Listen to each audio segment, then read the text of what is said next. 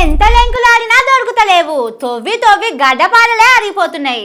మట్టి మోసి మోసి తట్టలన్నీ తూట్లు పడుతున్నాయి. ఎంత పెద్ద బొర్రలు తవ్వినా ఉత్తమట్టే వెళుతున్నది కానీ ఒక్క బిందె గదే ఒక్క లంక బిందె సుతం దొరకలేదు. తెల్లగా రాజభవనం లెక్కుండే సెక్రటేరియట్లా ఇప్పుడు ఏడ చూసినా మట్టి కుప్పలే కనబడుతున్నాయి. ఎందుకో చూద్దాం పారి. అరే మన సెక్రటేరియట్ ఎంత చక్కదనం ఉంటుండే, మొత్తం మట్టి కుప్పలతోటి నిండిపోయిందని పరేషాన్ అయిందా? ఏం లేదుల్లా, సెక్రటేరియట్ కు వాస్తు మంచిగా లేదట, తూర్పుకు తూటు పడ్డదట, పడమరకు పరేషాన్ అవుతున్నదట. రేవంతన్ సార్ కు ఏం కూడా అయోస్తలేదట. అప్పు మీద అప్పు తెచ్చినా సార్కు చేతిలో రూపాయి ఆగుతలేదట.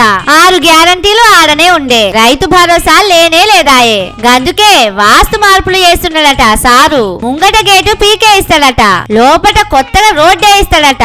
ఇవే కాదు, బిల్డింగ్ 6వ అంతస్తుల సుత అన్ని కూలగొట్టి చక్కగా చేయిస్తున్నాడట.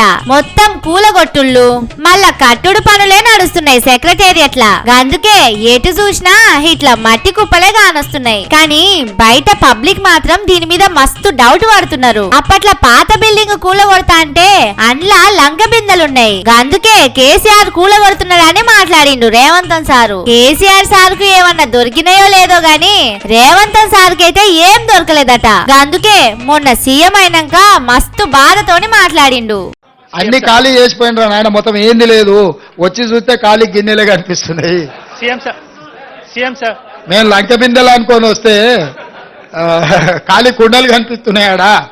ఇక దాన్ని అంతా సరిదిద్దాలి సంసారం. ఇప్పుడు చూసిండు కదా సార్ ఏమంటున్నాడో, లంక బిందెలు ఉన్నాయి అనుకొని వస్తే ఖాళీ కుండలే కనిపించినాయట. పాపం సారు ఎంత బాధపడ్డాడో అవి చూసి.